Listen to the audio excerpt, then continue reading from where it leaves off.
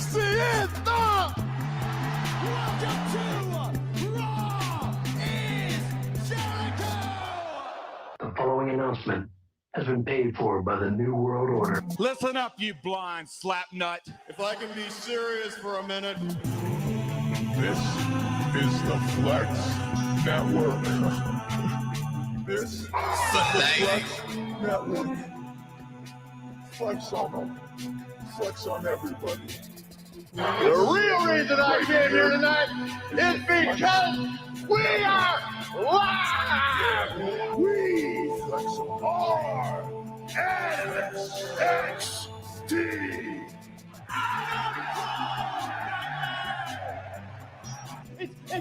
It's go time, folks! Sweet! A little bit of the bubbly. The preceding announcement has been paid for by the New World Order. For life. Ladies and gentlemen, boys and girls, children of all the ages, it's Thursday, March 4th, 2021, and boy, do we have a shizzo for you guys on the Flex Network today, because this week has been so great, to say the least. We're on the road to WrestleMania. We still have a halfway mark, or we still have another stop on this road, going to Fastlane. We still have AEW Revolution this coming Sunday night, and that is a stacked card, and I cannot wait for that. It is going to be awesome. And not only that, we had a good Raw or good SmackDown and a incredible Raw, to say the least. We'll talk about that in a few. NXT was awesome. Dynamite was awesome. And we still have a IWGP US Heavyweight Champion in the name of Jon Moxley. He is still your reigning, defending IWGP US Heavyweight Champion of the world, beating Kenta. And that was awesome, to say the least. And even more so, we know there is a lot of things going on. We're going to have a lot of stuff to talk about this episode on the Pro Wrestling Weekend Review show here on the Flex Network. I am the Snowman. You should know that by now. I'm here every week talking to you guys about what went down in the world of professional wrestling. But let's get into what has been going on behind the screen. So if you actually not yet, it's not a spoiler alert, guys. We're going to talk about what went down this week on the Wrestling Weekend Review show. Jim Crockett, if you guys know that name or don't know that name, you need to go check yourself into a pro wrestling history section in the library. You need to go check that out right now, because this man, Jim Crockett Jr., is well known in the wrestling industry. Bought or took over his father's company, wrestling company, in 1973, and held on to it all the way through to 1988, at which time he sold it to someone we all know in the professional wrestling world, a billionaire by the name of Ted Turner, who changed it to WCW all the way up until 2001. He served as NWA president for 2 terms, at least from starting in 1980 all the way through to 1991, and brought us great moments with the American Dream, Dusty Rhodes, and Ric Flair. Woo! Magnum TA, the Road Warriors, the Four Horsemen. But but yes, so you should definitely go and check out that name because in the history books. But officially, as of yesterday or the last couple of days, Jim Crockett Jr. Passed away at the age of 76 from organ failure, with due to liver and his kidneys. Is unfortunate. Sad news to kick off, but Jim Crockett Jr. passing away. That is just is sad. We had touching tribute on AEW Dynamite last night. We'll get into that in a little bit. But yeah, sad news to see someone well known in wrestling history with taking a promotion, a territory, raising it up to such heights in the territory days. Because there was always a sense of, way back in the day before there was a WWE or WCW, you had to go to, I'm trying to figure out my words here.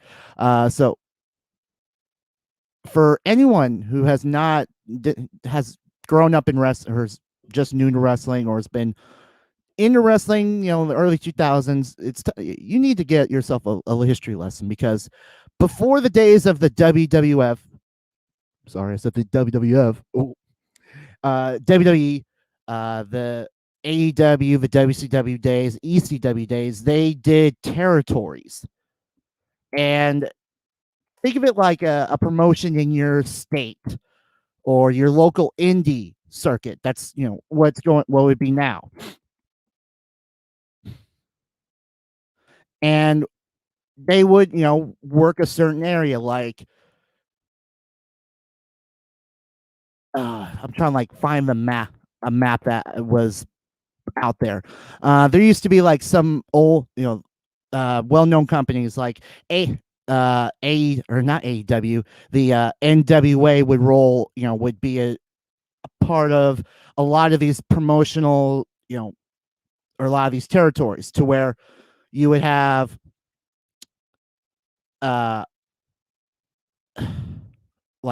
shoot, I'm trying to figure out my words on this, how to adequately explain this to everyone, because I know when I'm going to explain how I'm going to explain this is that it's going to sound wrong at one end and probably be right in the middle. But back in the day, if let me get my water drink.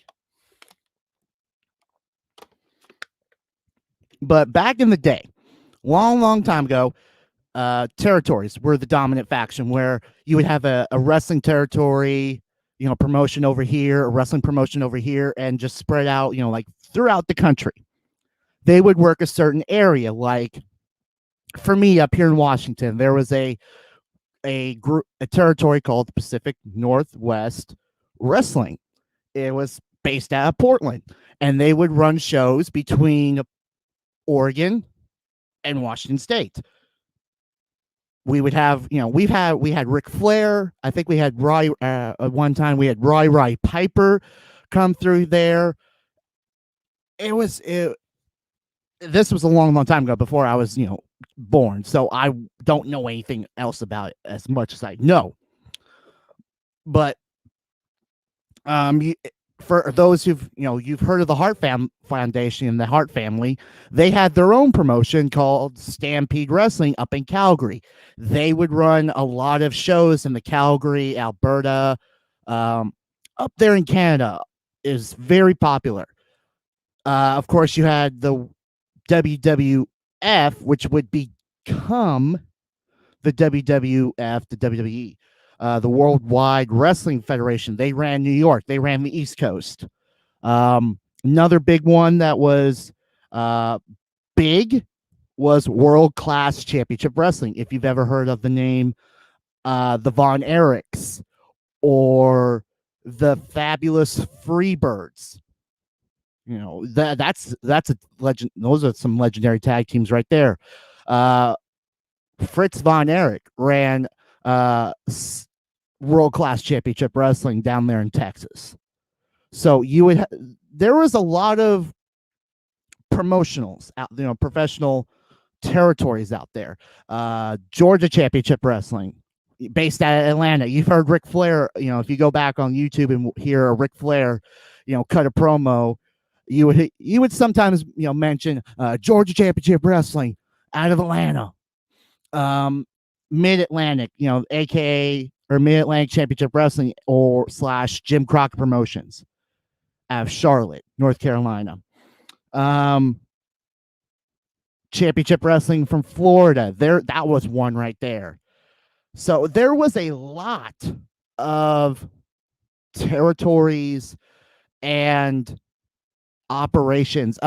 Or for those, who have ever heard of Eastern Championship Wrestling, aka what would become Extreme Championship Wrestling, based out of Philadelphia. They would go out based in, being Philadelphia, but they would run a show, shows out in New York. They would run shows, I want to say St. Louis, they would stay in that area, Philadelphia, Pittsburgh, that area.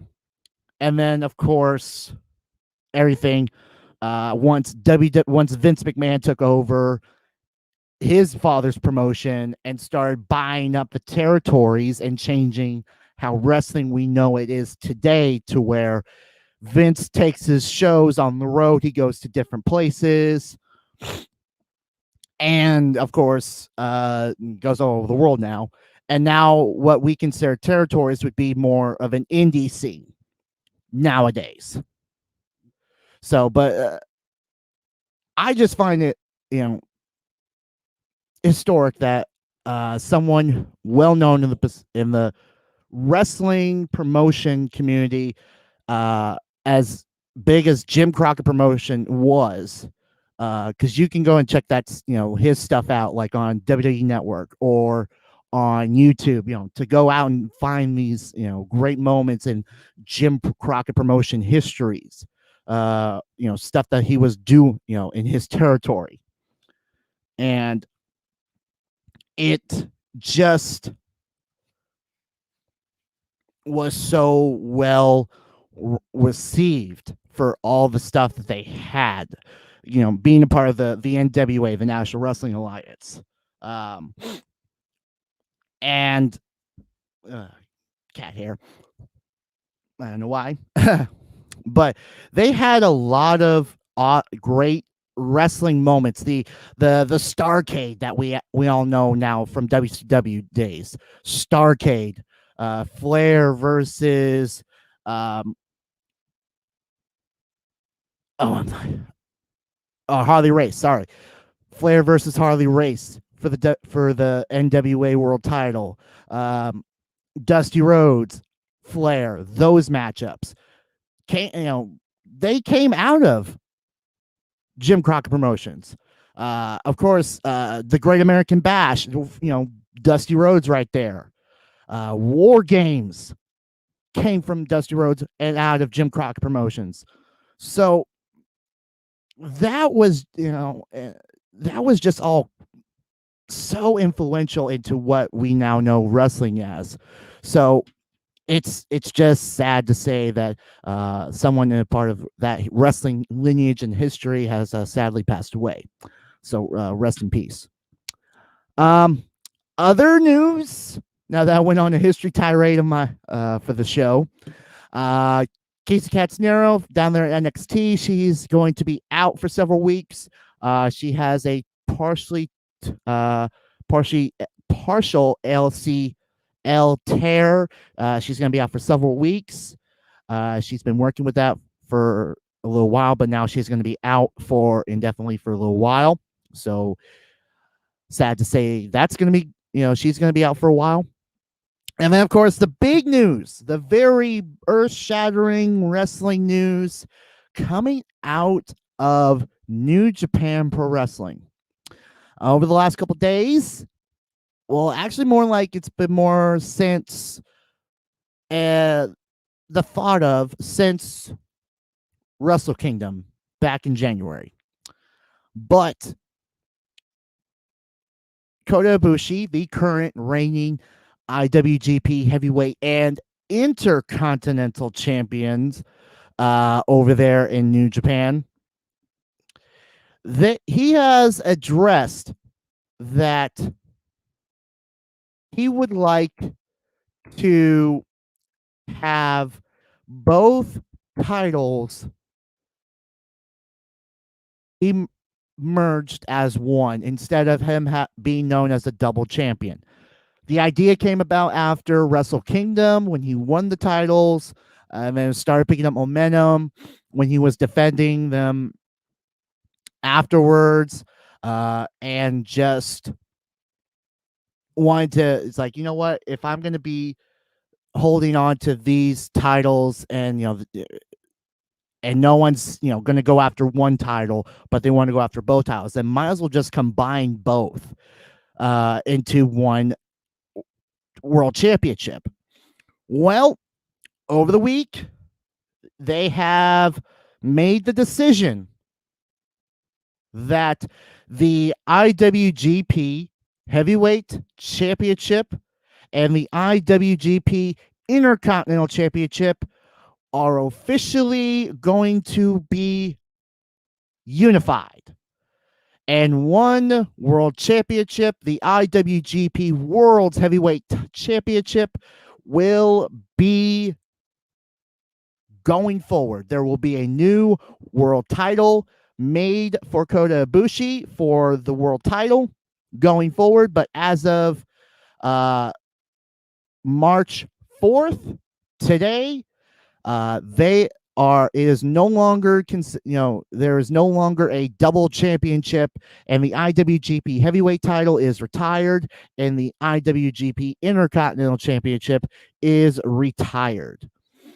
So that is just so well thought. I mean, not really real thought of, but so interesting that now they decided to end the history, basically start anew with the IWGP World Heavyweight title and end the world, the IWGP Heavyweight title and end the title reigns for the Intercontinental Championship. I could see why for the Intercontinental Championship, because again, that title has not been in circulation for that long. It's only been around for, it was 10 years, a 10-year reign, because it was established on January 5th, 2011. And the inaugural champion of that time was MVP. He won a tournament to become the inaugural Intercontinental Champion. And it lasted for 10 years. 10 years, 2 months. Actually, under 10 years and under 2 months, because it was on January 5th that was established, and then it retired on the 4th of March. So how many days you want to call for it, but 10 years, that's not bad. That is not bad. And the who's who have won the Intercontinental Championship. MVP, Shinsuke Nakamura held on to that Intercontinental Championship. He won it an astounding 1, 2, 3. He won it 5 times. He is a 5-time champion. Kenny Omega won it. Chris Jericho, Tensai Naito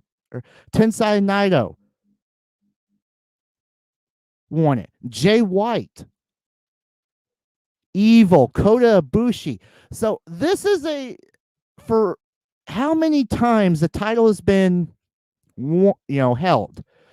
An astounding 15 people have held on to this Intercontinental Championship in the 10 years that it was held. Shinsuke Nakamura held on to it the longest at 901 days with 17 total title defenses in 5 reigns. That is impressive. And it's just,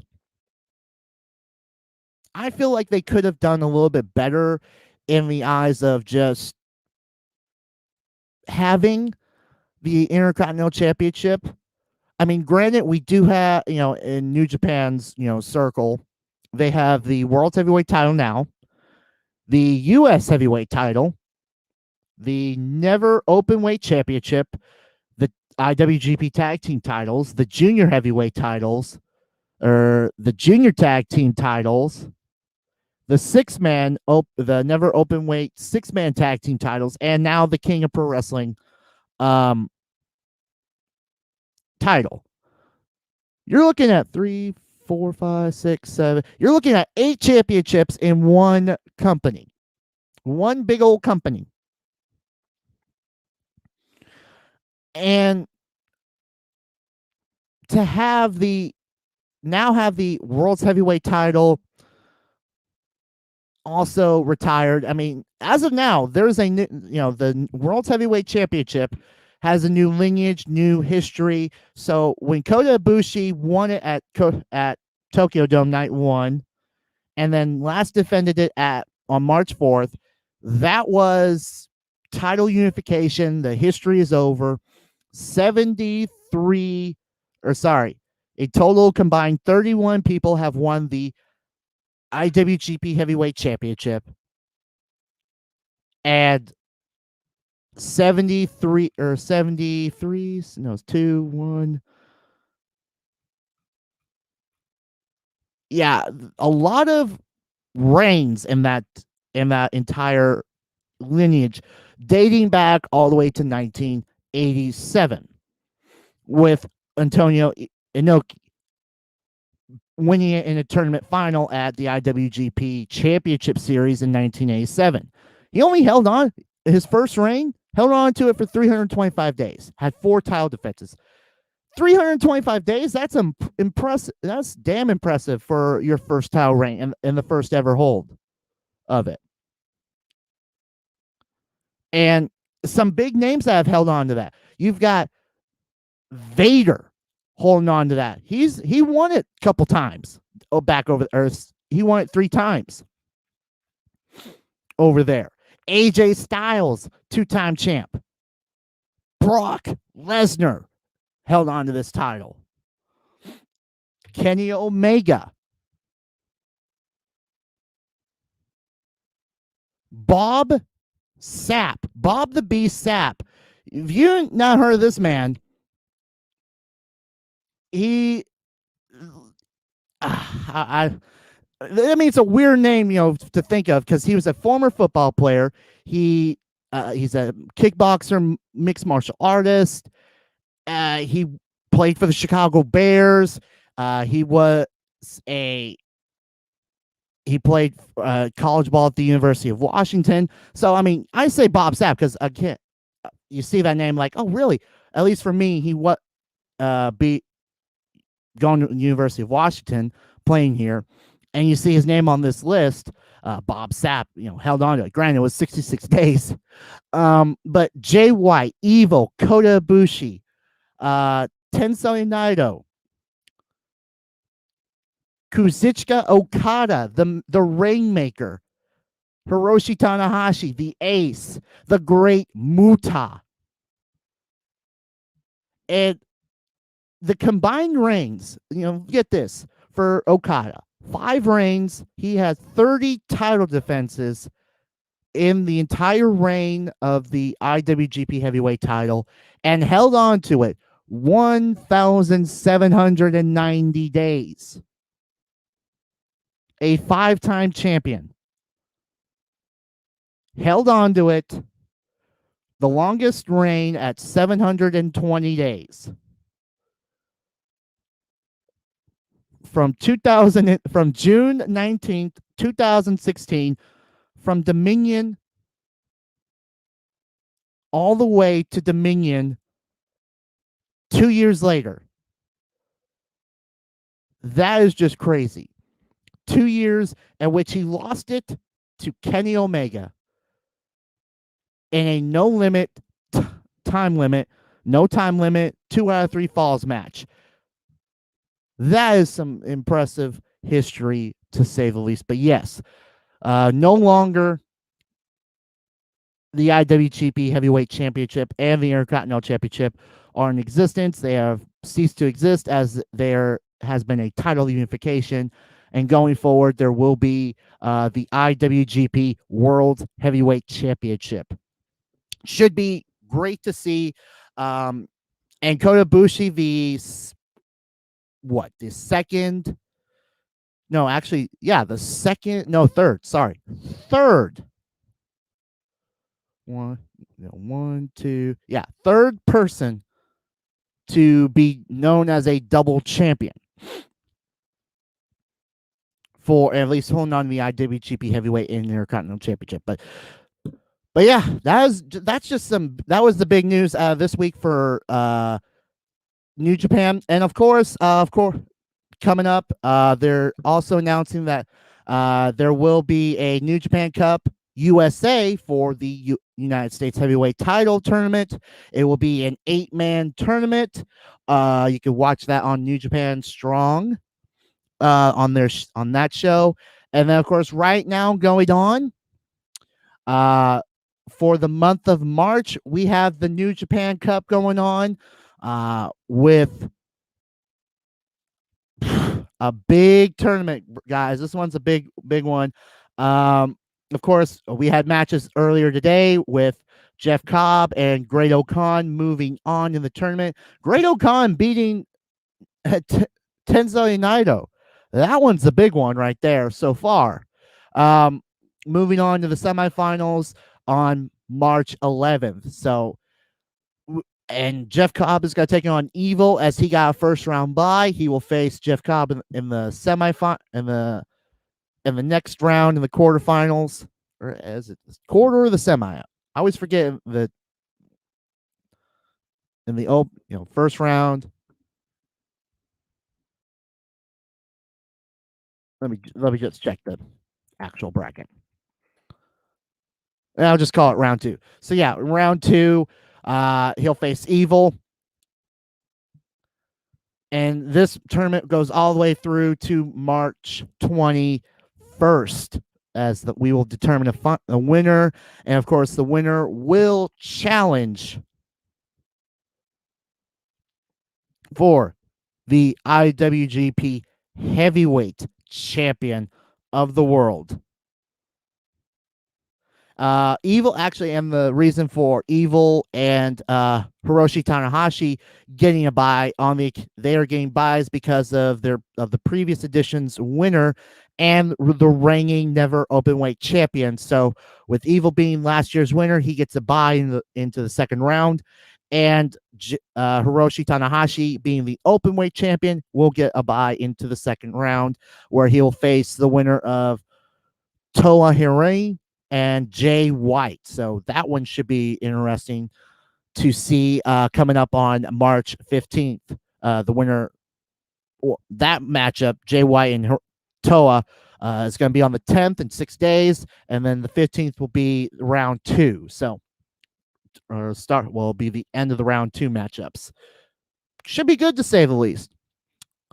But let's see. What other news do we have? Actually, I think that is it. That's all the big news. Other than what's been going on TV, guys. So let's get into it. We'll talk a little SmackDown, and then we'll get into what the big Raw this past week, as we're going to get into it. So believe you me, we're going to get into it. SmackDown this past week. Otis and Chad Gable taking on Rey Mysterio and Dominic in tag team action. Otis and Chad picking up the victory in a good tag team matchup with the father and son duo of Rey and Dominic. I like the change in attitude with Otis. I think finally he's able to do something other than, since losing the Money in the Bank contract to The Miz. He's just been lost in the shuffle, but now with Chad Gable on his side, and I kind of want to see this tag team, do well. Apollo Crews taking on Shinsuke Nakamura. Apollo Crews picking up the victory. Apollo changing up his game now, being more ruthless, and it's kind of endearing and actually good to see after so long of him being the nice guy, being the good guy, the smile, and fighting all the way through. I think it's a nice change of pace for Apollo since he came in at NXT. It's been good. Hope they continue. Great to see some good things out of him with that change and attitude with him. Tag team action with the Profits taking on Sami Zayn and King Corbin. Not really feeling that with Sami and King Corbin, of course. Street Profits looking good. Hope to get back on their winning, obviously to get back on their winning ways, to get back those SmackDown tag team titles from Ziggler and Rude.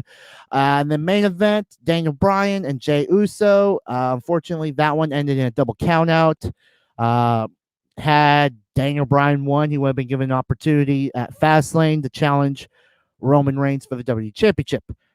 But we get another shot at this. We get another crack at this coming Friday. Daniel Bryan will take on Jey Uso one more time. And if Daniel Bryan wins, he will get a opportunity at Fastlane against Roman Reigns. But this time it will be inside of a solid steel cage. I'm actually liking where this is going. I mean, think about it. Right now, Roman has to kill time. There's got to be some killing time between now and WrestleMania where he's going to face Edge. Or let me be really optimistic here. The Universal title needs to be killing time because it will be defended at WrestleMania against Edge. Now, for what it's worth, Edge versus Roman Reigns at WrestleMania, that would be a great marquee matchup right there. The spear versus the spear. I would like to see that.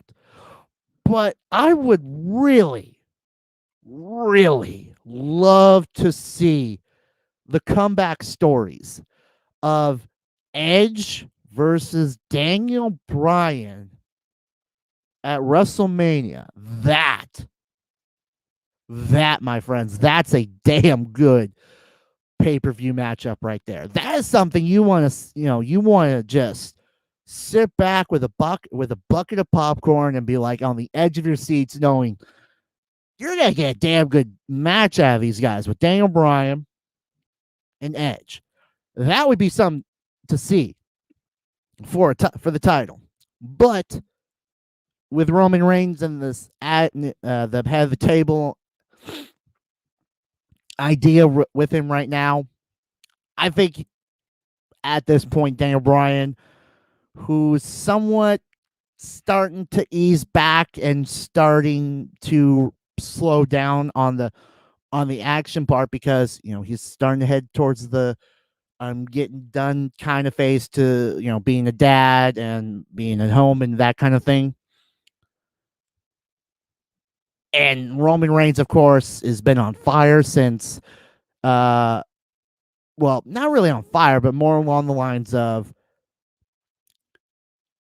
he went. I mean, obviously with the past year, with the COVID, leaving before WrestleMania, literally right before WrestleMania, and coming back at SummerSlam, and then just being on fire, dominant since SummerSlam. And now we're going to see Roman versus Edge. Right now, at least that's what it is. Roman versus Edge at WrestleMania for the Universal title. I'm not really hating on that marquee matchup right there, main event. Either for night 1 or night 2. Actually, maybe even night 2. That would probably be a main event matchup for night 2. But I still want to see an Edge versus Daniel Bryan. I just want to see those two go at it. That would be very good right there. I think that would be some great to see. But that was SmackDown this past week. SmackDown, of course, been rolling decently last little while. But let's head on over to Raw and talk what went down this past week on Raw. Of course, the big marquee hype up for this week was we're going to get a WWE Championship match. And boy, did we get one. I mean, for literally one every 3 hours on the show. Literally to start off top of the hour, 9 o'clock. We had the first opportunity. Well, that didn't help because the Miz was having cramps in his stomach. He can't go. He's in so much pain. Yeah, that didn't help. So now we gets pushed back to the top of the 10 o'clock hour. And that literally that was even worse because I find it literally, let's get into that part first, because of course we're going to talk about the rest of Raw in a little bit. But the first actual chance we had the match, technically the second time around, because after, the Miz tried to play, oh, I got a cramp in my stomach. I can't. It hurts so bad. And the fact that the second time he does actually come out, and Miz trying so hard. And actually, let me even backtrack to before the first time. Top of the show. Trying to get Drew to join him and helping him throttle Bobby Lashley so that he could be softened up and it be an easy victory for the Miz. Trying to get him to help the Miz, Drew trying to get coerced into helping Miz. Didn't work with a damn. It's like, Miz, this was coming. And now you're trying to get the guy that you screwed to help you with the guy that you used to screw him out of the WWE Championship. Real smart, man. You would have had a better opportunity to go get the Abominable Snowman or a pissed off ex-employee than to get Drew McIntyre to help you. Not the best idea there, buddy. So plan A didn't work. Plan B, obviously, bought him an extra hour. Well, plan B was already, it's like, okay, not going to help this time because I have to get out there. Damn it. So plan C, trying to coerce Bobby and MVP, like, you know what? Let's make a deal. Let's make a deal. How about we wait? How about we wait and build this up to be at WrestleMania? As a businessman, that kind of sounds good. I mean, think about it. The WWE Championship has no plans right now. No etched in stone plans to be at WrestleMania at this point right now. The only title that's being announced for the card right now is the Universal Championship because Edge won the Rumble and chose the Universal title. So the WWE Championship's wide open. And for the next 6 weeks, yes, I said we're 6 weeks away from WrestleMania. They could build on that. And of course, Miz saying, oh yeah, we'll build on that. We'll have everyone hanging on to, to every word, we'll get them hyped up for WrestleMania. And the Miz is like, yeah, no. Ring the bell, make the announcement, ring the bell. We're doing it now. So we get the announcement and the bell ring, and Miz running out of the building faster than a child hearing his mom entering the door after she found out that he's been suspended from school and avoiding the ass whooping that comes with it. Literally, he could have says land speed record and ran faster than Sonic the Hedgehog. Just he gone.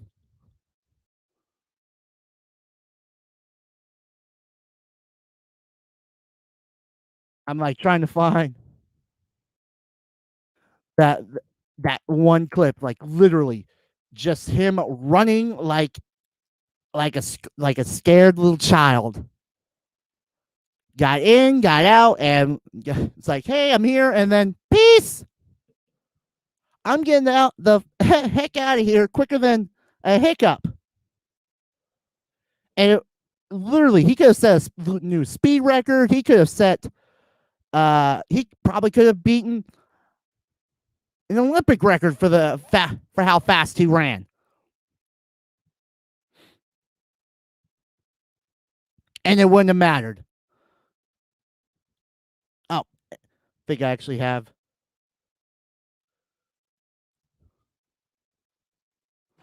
That is quite a gaze by Lashley. It's on. The match is underway and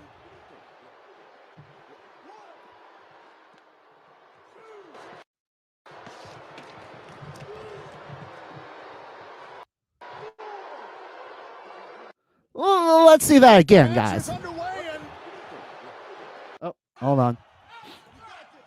he's yours right now. Oh, that is quite a gaze by It's on. Lashley. It's on. And the match is underway and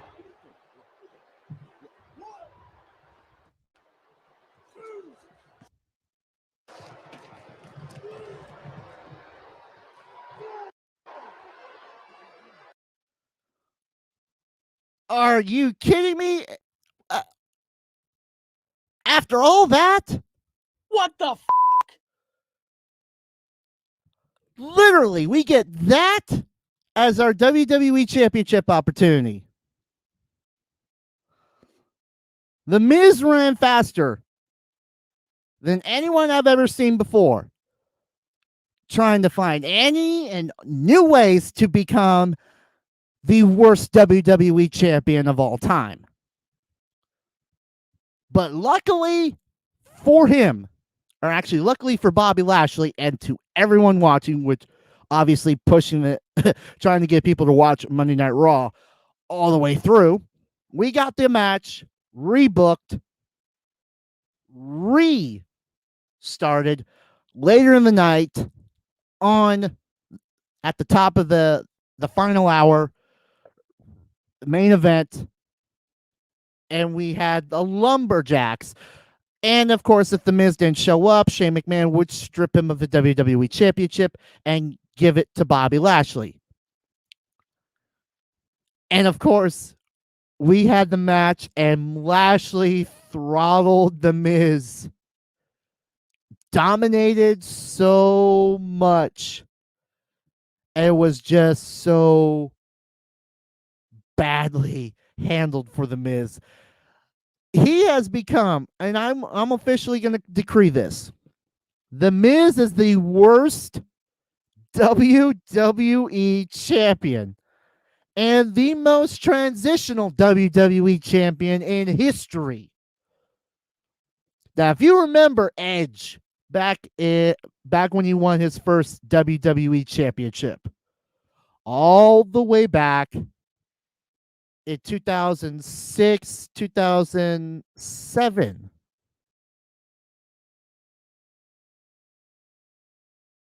It was right after the Elimination Chamber. And with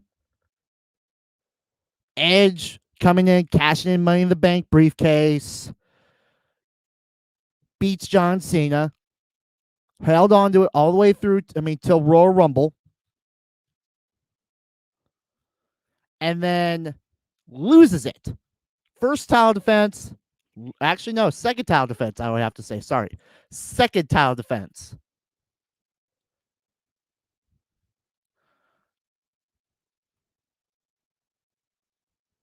No, scratch that.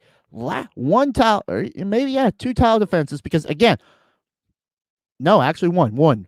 Because he won New Year's in 06. Sorry, it was 06. Won in 06, lost it 21 days later at Royal Rumble. Lost it to Cena. And Cena then lost at Extreme One Night Stand, ECW One Night Stand. But You would think 21 days later, okay, that's got to be one of the shortest, I would call it, reigns of all time, not including the Triple H Randy Orton title swaps from No Mercy in 07 with when Cena was unable to compete because he tore his right pec. And we had a one-on-one match. McMahon gave the title to Orton. Orton lost to Triple H. Triple H defended it against Umaga. And then after, main event, last man standing between him and Orton won in the last man standing. Yeah, that whole long night for back in 07, or even more so when Bob Backlund lost it that quick, or he won it. Granted, when Bob Backlund won it, I mean, lost it 3 days. He only held it for 3 days and lost it to Diesel. Or even Yokozuna when he won it at WrestleMania 9. Lost it just as quickly to Hulk Hogan. So, but the amount of time, actually, or even worse than when Andre won it, and then sold it to Ted DiBiase, which technically is not really, he didn't really win it. He bought it, and then following that, Jack Tunney decided, hey, title's vacated, we're having a tournament. And of course, WrestleMania 4. And Macho Man Randy Savage winning it. But The Miz is legitimately the worst and shortest title reigns in a long time, and the worst champion of all time. To win the title the way he did, granted, Money in the Bank, cashed in, won it, and then tried to find every and any reason to keep that title. Cramps, I can't fight.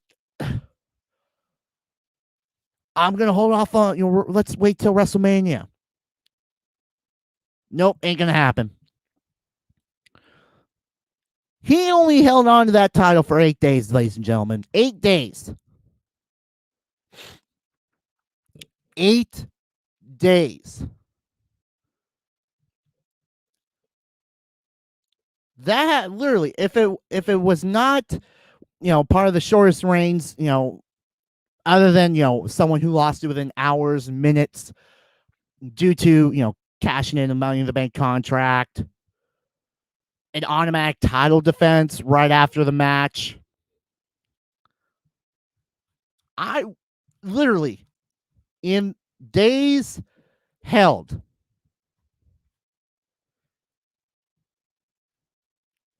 actually, scratch that. He's not one of the shortest ones, because again, Hogan 1 day, Bret Hart 1 day, Kane a day, Mankind a day, Daniel Bryan a day, The Rock 2 days, Batista 2 days, Backlund 3 days, I can't say Bobby Lashley right now because he's current champion. Taker 6, Vince 6, The Miz 8. But out of those people, The Miz has got to be the worst one. Running away from the match, and then the second time, and just how he was, how he's perceived. He doesn't want to fight. He's trying to say, I'm the smart guy. It's like, no, you're not. You're not the smart guy. You are just the try to avoid getting hurt champion. But man, I believe now we have a legitimate champion that, if it was not Brock Lesnar, a Brock Lesnar, type deal where we knew we're going to get an ass whooper. Someone who's going to fight and not going to be like, I'm getting the hell out of here. I have a title defense. I'm getting the heck out of here. No, Bobby Lashley, at least he gets told, hey, you have a title match. Okay, fight. Let's go. So is just so well perceived now that we actually have a champion now that is going to be a real representative of the WWE champion and be a legitimate champion. And this has been a very interesting year. Think about it for Bobby Lashley. A year ago, he was with Lana. Yeah, the whole Rusev, Lana, Lashley, yeah, from last year. That all was just, yeah, good God. Joins up with MVP. Becomes U.S. heavyweight champion, the U.S. champ. Hurt Business. Captures the tag team titles. And now, I mean, granted, he lost the U.S. title at Elimination Chamber, but then gains the WWE Championship. What a year for this man. So, congratulations to Bobby Lashley as your new WWE champion. And this is going to be a very interesting road to WrestleMania for the Raw side, and what we're going to look to see becomes of the WWE title at WrestleMania coming up. But the rest of the card for what went down on Raw, Drew McIntyre taking on Sheamus in one-on-one action. That was a damn good opening match on Raw. Drew McIntyre and Sheamus went to town through everything, including the kitchen sink. Drew McIntyre picks up the victory. Nia Jax taking on Naomi in one-on-one action. Nia Jax picks up the victory. In a surprise, unexpected thought of one Shane McMahon putting the Monster Among Men, Braun, the Locomotive Strowman, and Adam Pearce as a tag team to compete for the Raw Tag Team titles against the Hurt Business in Cedric Alexander and Shelton Benjamin.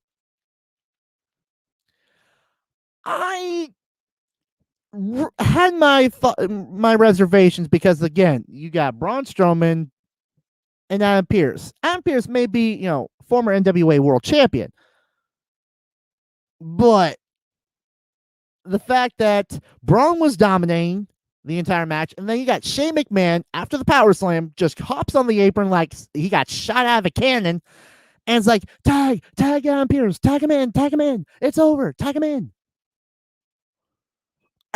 Are you stupid, Shane? He had it. If you didn't hop up there, it would have been over. There would have been new tag team champions, but it didn't happen. Pierce gets tagged in, gets rolled up instantly, and we got still Raw Tag Team Champions of the Hurt Business. Should be kind of, I don't even want to know what's going to happen with Braun Strowman going on WrestleMania. I think we may be seeing something coming up for Fastlane, or maybe even WrestleMania with Shane McMahon, because that would be bad. Shane, I know you faced Big Show in Last Man Standing, and you faced Kane in Last Man Standing. You faced Big Show in no DQs. But Braun, that's going to be bad. If that leads to that. I think that one's going to take some more years out of your 9 lives there, Simba. Sorry. Which way did he go? He went that way. Damian Priest taking on Elias. Damian Priest picking up the victory over Elias. Of course, the first round, the first actual chance of the WWE Championship being on the line. Bobby Lashley beats Miz thanks to the Miz running out of there like someone stole his, like someone told him he got suspended from school and mom's home to whoop his butt. He ran fast. Even though Bobby Lashley won, he retained, the Miz retained the WWE title. So we got scheduled later in the night. Charlotte Flair taking on Shayna Baszler. Charlotte picks up the victory in a hard-fought matchup right there. Riddle and Lucha House Party in six-man tag taking on Retribution. They beat Retribution, then immediately following, Mustafa Ali challenges Riddle one-on-one. Unfortunately for Riddle, lightning doesn't strike twice as Mustafa Ali picks up the victory over Riddle, non-title for the U.S. title. And then, of course, the main event, Lashley becoming your new WWE champion. That was the craziness of Raw. And the fact that they had the countdown the entire time during the show, you know, from during the show where, oh yeah, we're 15 minutes away from the WWE Championship match. Okay, got pushed back because, you know, we're having it top of the next hour. Okay. And then it just was a stall tactic, I would think. I mean, you got to think. To get people to watch Raw, which, okay, you had the first opportunity, like, okay. And then you had people in droves just be like, what the I mean, Matt, take it away. Is this Miz running out of there like he just got spooked by the boogeyman, or he wanted to challenge Sonic and Speedy Gonzalez to a race, and then by the time we got to the main event, it was like, okay, thank you, we actually have a legitimate champion now, and now Miz is now a transitional champion, which is going to be bad for him. Actually, I think it has been bad for him because the constant tweets of the Miz just getting dogged online for losing, running out of Raw like it was nothing, and then losing to the Bobby Lashley that dominantly. Yeah, he's never going to let that one down. So close to WrestleMania. Enough talk about Raw. Let's head on over to NXT and talk what went down on the Black and Gold brand. Big show this past Wednesday. We had Danny Burch and Oney Larkin taking on Timothy Thatcher and Tommaso Ciampa in tag team action. Burch and Larkin picking up the victory in a great tag team match on NXT. The women literally killed it on Wednesday with Ember Moon taking on Aaliyah in one-on-one action. Ember Moon hitting the Eclipse on Aaliyah and picking up the victory. And then the big marquee match of the night, we had the women's tag team titles up for grabs. Jackson Baszler taking on Dakota Kai and Raquel Gonzalez in one hell of a match up until the assigned referee gets knocked out. Chaos ensues, of which technically, by all means and standards, Raquel Gonzalez and Nia Jax are the legal wrestlers. Baszler and Raquel Gonzalez are the active wrestlers. Jax takes out Raquel on the outside. They fought. They go over the announce table. Dakota Kai is locked in the clutch. Out comes Adam Pearce, gets a Raw referee out there, and proclaims that Jackson Baszler are still your champions of the women's tag team division, which they shouldn't be. They should not be the tag team champions right now. The match should still be going on, as Shayna is, yes, the legal wrestler, and Dakota Kai is not. It is Raquel. And unfortunately, what's being dubbed as the Capital Wrestling Center screw job, the CWC screw job, Actually, let me double check what they're saying on the Twitter.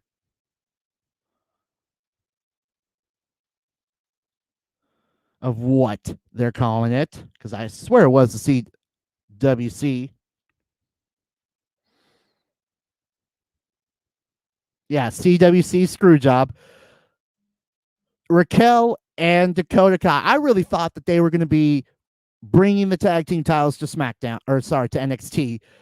And that would have been awesome for the brand to beat Jax and Baszler for the tag team titles on NXT. The second time I would say it's been defended at NXT. And I think that Dakota Kai and Raquel Gonzalez should be the tag team champions right now. Unfortunately, that didn't happen. And due to this, William Regal has announced that next week there will be some big announcement for the future of the tag team division down there, NXT for the women. Something big's going to happen, but hour ago, we'll talk about that when we get to. Actually, we'll even talk about that for SmackDown because busting out breaking news right here for at least on the Wrestling Review Show. Fastlane, March 21st, we're going to have a tag team title opportunity as Jax and Baszler will defend against Sasha and Bianca Belair for the women's tag team titles. They will be up for grabs at Fastlane. That's going to should be a good match on the road to WrestleMania coming up on March 21st. In 3 weeks. That should be a good last stop on the road to WrestleMania. Back to what happened on NXT quickly. Cameron Grimes taking on Bronson Reed. Cameron Grimes is going to the moon. Thanks to help from LA Knight beating Bronson Reed. And then Finn Balor beating Roderick Strong in one-on-one action. Next week is going to be just as big because we got 2 championship matches going on. We got the NXT championship going on the line again with Finn Balor defending against Adam Cole, baby. And then the women's titles up for grabs as Io Shirai taking on Toni Storm in one-on-one action. That's going to be a fun NXT next week. Big one on the road to TakeOver for these guys. April 8th, if I'm not mistaken, is the next TakeOver. TakeOver Tampa right there. I mean, it's not officially named that right at the moment, but it will probably be named TakeOver Tampa Bay. Moving on to Dynamite this week, the last stop on the road to Revolution. And it was a good Dynamite, guys. A real good Dynamite to get ready for Revolution, the big Revolution pay-per-view we're going to talk about in a few. Of course, we had the big tag team match of Jade and Shaq taking on Red Velvet and Cody. That was a big matchup right there, guys. It was okay. It was real okay. I mean, especially with Shaq dropping Cody with the power bomb, but then Cody putting Shaq through 2 tables. Jade and Red Velvet held their own. It was real good action from the women. Unfortunately for Red Velvet and Cody, Jade and Shaq, Big Diesel, the Superman, picks up the victory in the tag team action this past week. FTR and Tully Blanchard. This is where I was telling you for earlier with Jim Crockett. As a tribute that they came out. If you didn't see Dynamite, FTR coming out wearing the old school NW, looked like the Jim Crockett versions of the NWA Tag Team Championships of the world. And Tully Blanchard coming out with his manager, James J. Dillon, if you remember that name from the old WCW days. And of course the manager of the Four Horsemen and manager of Tully Blanchard Incorporated. Tully Blanchard coming out with his I want to say was his U.S. heavyweight title or his TV title, if I'm not mistaken. Last night, if I'm not mistaken, I want to say it was his U.S. or his television title, and paying tribute to Jim Crockett with with coming out and everything. And of course Tully, getting tagged in and looking like he was going to go through for a dive, taking on Jurassic Express in 6-man tag. Looking like he was going to go through with a running dive, but stops and just does this little strut in the middle of the ring, which was fun to see again. That Tully Blanchard strut.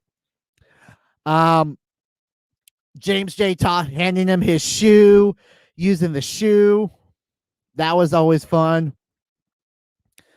But yeah, it was a great tag team match. FTR, Tully Blanchard picked up the victory thanks to an outside little interference, but which turned out to be Shawn Spears. And that's going to be one group right there you don't want to be messing with. FTR and Shawn Spears. That should be great down the road. Tag team action with Pac and Ray Phoenix taking on John Skyler and D3. Pac and Phoenix demolished Skyler and D3 in tag team action. The finals of the AEW Women's World Tournament, Eliminator Tournament for the women's title opportunity at Revolution. The finals with Ryo Mizunami taking on Nyla Rose. That was a great women's final as the Japan side of the bracket picks up the victory. Ryo will challenge Haruka Shida for the AEW Women's World title this Sunday at Revolution. Max Caster beats 10 of the Dark Order in a qualifying match for the Face of the Revolution ladder match. Thanks to a little help from Matt Hardy and his, Matt Hardy costing 10 an opportunity at, for 10 and the Dark Order to move on in the Face of the Revolution ladder match opportunity for 10. And then Hangman Page and John Silver beats Matt Hardy and Mark Queen in tag team action. And then after the entire tag team match, all hell breaks loose as all the competitors in the ladder match and the tag team Casino Battle Royal came out and just went to town as we ended the show. Dynamite was real good this week. I liked it. It was a real good show this week. You guys need to go check that back out on I believe on Hulu, TNT, whatever they're at. Of course, we got this Sunday, the Revolution pay-per-view event. Let's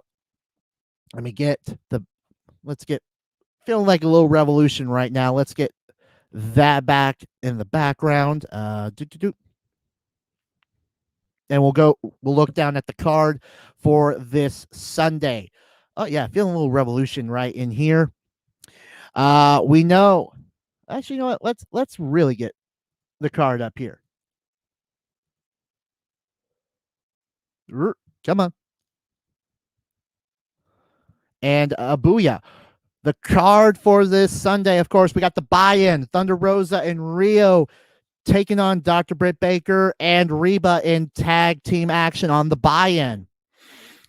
The Casino Tag Team Battle Royal.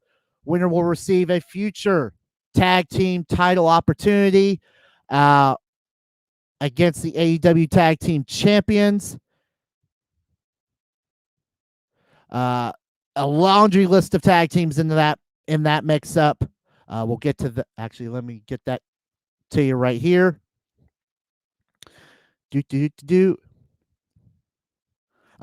Bear Country, the Dark Order, a bunch of the Dark Order. The Inner Circle, Santana Ortiz, Butcher and the Blade, Private Party, Top Flight, Death Triangle, Varsity Blondes, the Seidel Brothers, SCU, the Natural Nightmares, Chaos Project, Gun Club, and a to be determined team. There's a lot of teams in that battle royal, guys. We also have the tag team match with Miro and Kip Saban taking on Best Friends, Orange Cassidy and Chuck Taylor. We got the tag team title opportunity for Chris Jericho and MJF as the tag team titles that were up for grabs as they face the Young Bucks. You can keep that on loop for the moment. The street fight with Team Taz's Brian Cage and Ricky Starks taking on Darby Allin and the Stinger in a street fight. In a one-on-one action, we got Matt Hardy taking on Adam Hangman Page in a big money match. The winner of this match will receive 1/4 of the losers' 2021 earnings. So basically, their first quarter earnings of the 2021 year. In the face of the Revolution ladder match for an opportunity at a future TNT Championship opportunity, Cody Rhodes will take on Scorpio Sky, Penta El Zero, Lance Archer, Max Caster, and a to be determined opponent, to be announced opponent in a ladder match at this event. It's going to be great. And then, of course, the AEW women's title is up for grabs. Haruka Shida taking on the winner of the women's eliminator tournament, Ryo Mizunami. That's going to be awesome. And then, of course, the main event in the exploding barbed wire death match for the AEW World's Heavyweight title. Kenny Omega will take on Jon Moxley. This is going to be sick, ladies and gentlemen. Revolution is going to be crazy. Revolution is going to be insane. And it damn sure may be bloody. Just on that matchup on its own right there. Exploding barbed wire death match. And as far as I know, as you know, the understanding for the rules for this match, as far as I know, let me just make sure that it's what I'm thinking it is. It will be no disqualification. It will be no countouts. The ring ropes will be replaced with barbed wire. The only way to win this match is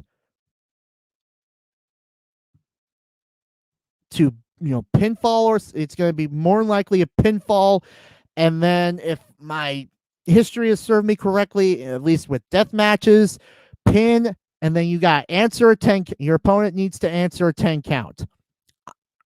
It may be different for AEW of what they're going to be doing with the rules for this exploding barbed wire death match. And it's not going to be pretty, guys. So if you do not want your children watching this, because things are going to be blown up. Things are going to get bloody. And things are going to get hurt. So that is going to be a awesome pay-per-view event this coming Sunday night. Oh, I got nothing else for this, to describe this match, guys. An exploding barbed wire death match. Literally nothing can be said enough about this. But that is going to be it for me, guys. I've got nothing left in the tank for you guys. I got nothing left to give you guys because I've literally broke down everything that is going on, that is going down, that went down this past week as we look ahead to AEW Revolution this Sunday. Look ahead to Fastlane, of course, with the tag team titles up for grabs right now. For the women's tag team titles are up for grabs. Fastlane, we'll find out what else is going to be coming to Fastlane. Hopefully tomorrow with the steel cage match between Daniel Bryan and Jey Uso. And hopefully Daniel Bryan picks up the victory and will be facing Roman Reigns at Fastlane for the Universal title. But that is going to be it for me, guys. Let's do the little house cleaning before we peace on out here for the week. You guys should be subscribed, and following us on all of our social media networks, on our Facebook page, on our Twitter pages. And they are this. For your football and fantasy football needs, you should be following us at the Flex Network 1. For your MMA and UFC and mixed, boxing, all that lovely fighters content, you should be following us at MMA Evergreen. And then, of course, on the flip side of the world, you should be following us at the FlexNet _PW Elite. Sorry, wrong version because I'm going that way. Elite for your wrestling content. And then, of course, our YouTube pages. We are on that YouTube as well. You should be following, liking us, subscribe to us as well. Flex Network and Flex Network Wrestling. That is where our content is. We are also on that podcast, guys. We are on Spotify. We're on Apple. We're on all the major networks. But if we're not somewhere where you listen to podcasts, let us know. We'll get there and we will flex on them. But that is going to be it for me, guys. A lot of things went down this week. I am exhausted. And we still got Sunday to come up with. And we still got SmackDown tomorrow night, which should be fun. But that is going to be it for me, guys. I will see you guys next week. Same time, same channel here on the Flex Network Wrestling Podcast. That is going to be it for me, guys. I am the Snowman, and then I will see you guys next week. Peace. Oh, ta.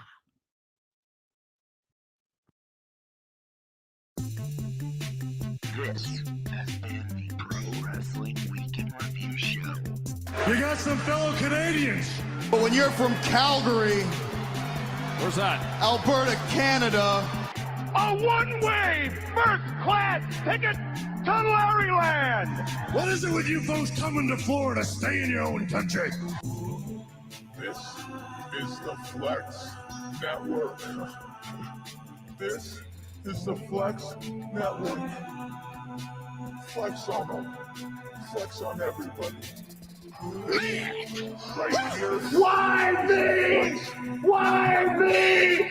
Why me? don't blame Canada, blame yourself.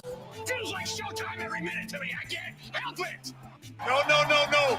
That's my story, and I'm sticking to it. Ta-ta for now. We're out of time. Good night on Nitro. The preceding announcement has been paid for by the New World Order. Well, you're welcome, Jurassic Slap Ass.